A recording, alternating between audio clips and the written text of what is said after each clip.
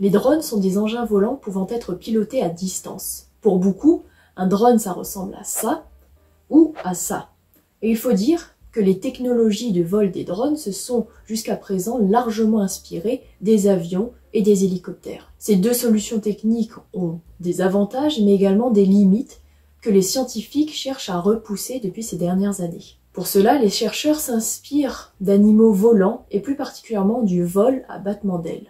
L'exemple le plus abouti de ces nouvelles générations de drones appelés micro-drones est celui qui s'inspire du vol du colibri. Le colibri, c'est l'oiseau star par excellence. La nature l'a doté de capacités exceptionnelles et extraordinaires. Le colibri allie vitesse, déplacement latéral, tour sur lui-même, vol sur le dos, vol piqué et une capacité que seul lui possède, c'est de voler en reculant. En s'inspirant du vol du colibri, on peut surpasser les limites des technologies actuelles. Les avions sont rapides mais sont incapables de vol stationnaire, tandis que les hélicoptères peuvent effectuer des vols stationnaires mais sont lents, sont bruyants et gourmands en énergie. Les micro-drones sont conçus pour être furtifs, rapides, miniaturalisables et doivent avoir une autonomie suffisante pour effectuer des missions de recherche par exemple. En 2011, l'entreprise américaine AeroVironment présente son modèle de micro-drone qui s'intitule le Hummingbird et ce qui signifie littéralement colibri. Ce micro-drone répond à un projet lancé par l'armée américaine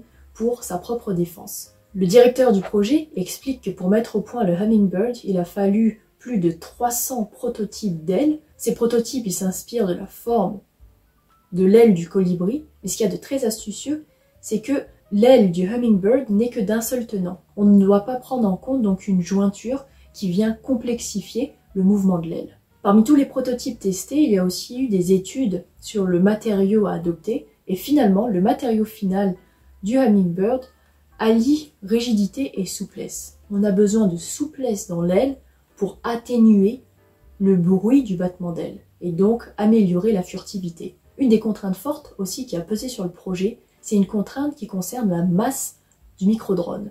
Cette masse ne devait pas dépasser 10 grammes. Et à titre de comparaison, 10 grammes, c'est l'équivalent d'un carré de chocolat.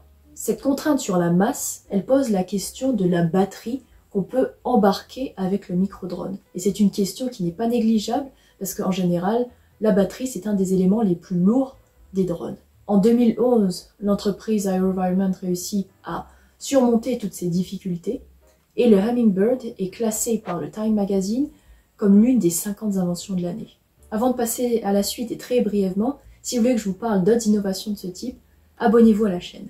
Dans le même esprit que ce qui a été fait pour le colibri, des recherches sont maintenant menées sur le vol de la libellule. S'inspirer de la libellule pour concevoir des micro-drones, ça a l'avantage de pouvoir miniaturaliser les drones de manière plus efficace. Contrairement au battement d'aile du colibri, qui est indépendant du buste de l'animal, le battement d'aile des libellules est initié par le thorax de l'insecte. C'est la déformation du thorax qui va permettre le battement d'aile. Ce qui est très intéressant, c'est que si on s'inspire de ce mécanisme-là, on s'émancipe de la nécessité d'avoir un système électrique et des engrenages, ce qui rend le micro-drone plus léger et donc plus petit. De plus, ce qu'il y a d'intéressant avec la libellule, c'est que la fréquence de battement de ses ailes est d'environ 50 battements par seconde. Et ça, c'est une fréquence qui est reproductible assez facilement par l'homme. À titre de comparaison, la fréquence de battement des ailes d'une mouche est d'environ 1000 battements par seconde. Si on choisit un matériau adapté et une forme adaptée, cette fréquence de 50 battements par seconde peut également se rapprocher de la fréquence de résonance du système. La fréquence de résonance d'un système, c'est un paramètre très important. Quand je parle de système, je parle d'un objet physique. Ça peut être dans ce cas-là le micro-drone, ça peut être une tour de grande hauteur, ça peut être un pont. Et en fait, si on a un système qui est capable d'accumuler de l'énergie et qu'on fait vibrer ce système à une fréquence qui est proche ou qui est égale à sa fréquence de résonance, ce qui va se passer, c'est que l'amplitude des vibrations va être de plus en plus grande et ça peut conduire à la rupture du système. Dans le cas de notre micro-drone, ça peut être intéressant de se rapprocher de la fréquence de résonance. Quand les ailes vont battre proche de leur fréquence de résonance, elles vont se déformer, il va y avoir une distorsion qui va être bénéfique pour l'aérodynamisme du système. Des recherches sont encore en cours et les perspectives sont intéressantes pour le micro-drone inspiré de la libellule.